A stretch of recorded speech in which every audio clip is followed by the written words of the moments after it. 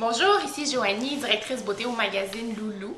Aujourd'hui, le vidéo fond de teint du jour sera la différence entre trois textures de fond de teint, soit la mousse, le liquide et la poudre libre. Je vais vous présenter nos heureux élus que j'aurai la chance de tester sur mon visage. On a le fond de teint Fit Me de Maybelline, je vous le présente ici, qui est un fond de teint liquide qui a été spécialement créé afin de vraiment s'agencer au teint de chacune.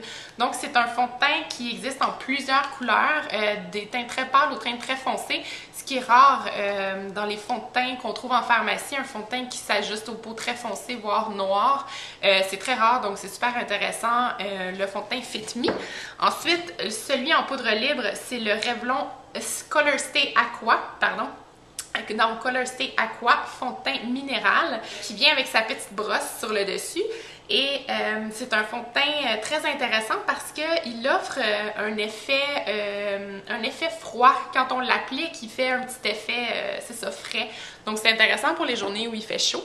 Et on a finalement le fond de teint en mousse qui est le fond de teint d'Avon Healthy Makeup, comme ça dans un petit pot rond.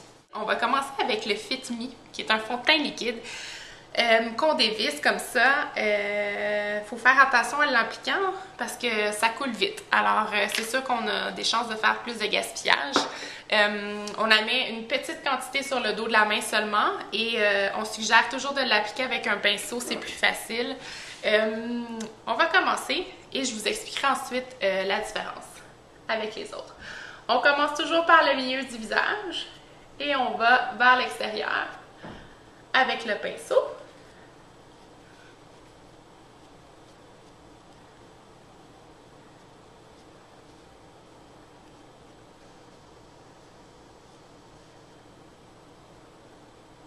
Je le fais sur une joue seulement parce que je vais utiliser les autres parties de mon visage afin de tester les autres produits.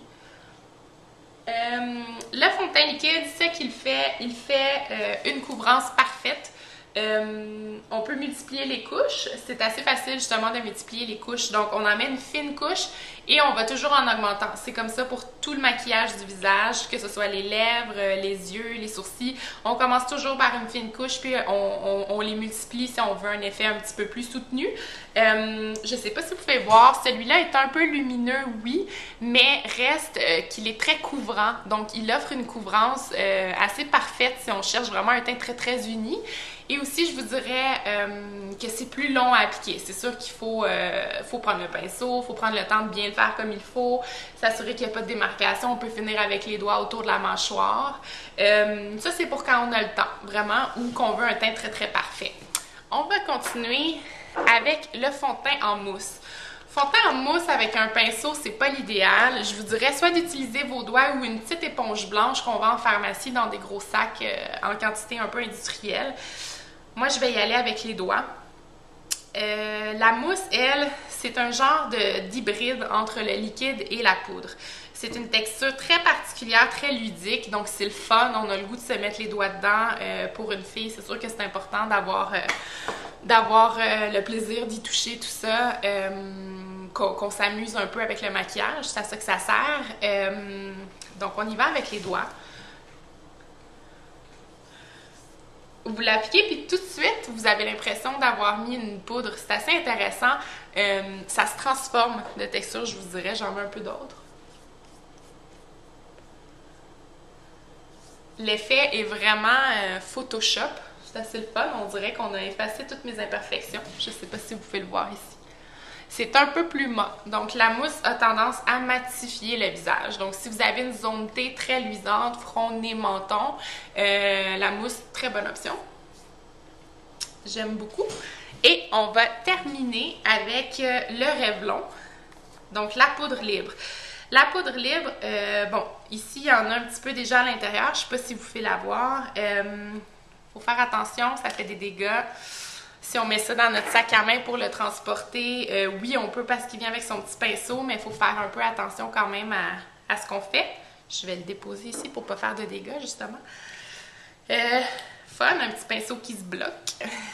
Donc, on en applique un peu et on enlève toujours l'excédent d'une poudre. en le frappant. Ça peut être sur la main, sur le couvercle. Il faut bien enlever l'excédent. Et ici, on va aller l'appliquer dans le front. C'est très drôle, ça fait un effet mouillé. Donc, quand on l'applique, on a l'impression qu'on applique tout de suite un fond de teint liquide. C'est très drôle.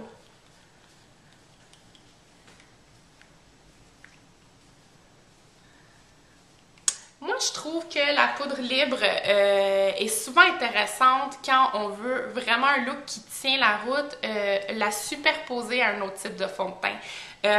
C'est sûr que c'est une poudre. Alors, comme toutes les poudres, c'est pas nécessairement 100% opaque, donc ça n'offre pas une couvrance parfaite. C'est sûr que ça va offrir une bonne couvrance, mais n'empêche que c'est pas comme un liquide qui vraiment pénètre un peu la peau, s'agrippe à la peau, donc fait vraiment un effet parfait. C'est sûr qu'ici, c'est pas le cas, mais ça vient matifier, ça matifie tout en donnant un petit côté lumineux. Cette poudre-là a un petit reflet à l'intérieur, donc c'est intéressant. Si pendant la journée, disons, on veut matifier notre look, on peut apporter ce petit pot-là avec nous en faisant très attention toutefois parce que c'est de la poudre libre. Puis on peut tout simplement en rajouter par-dessus notre fond de teint liquide ou notre fond de teint en mousse qu'on a déjà mis pour matifier la zone T ou des choses comme ça. Donc, il y en a pour chaque goût. Donc, si vous êtes plus, vous aimez jouer avec les textures, je vous dirais mousse, c'est très intéressant et c'est matifiant. Donc, pour les peaux à tendance grasse, très intéressant. Le liquide, pour les peaux sèches, oui, grasse peut-être moins, mais pour les peaux sèches et les peaux normales, très intéressant liquide pour donner une bonne couvrance, un fini professionnel. Et la poudre libre pour un fini très léger, lumineux.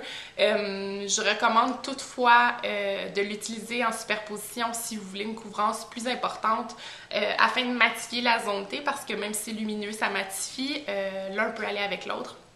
Donc voilà, merci beaucoup!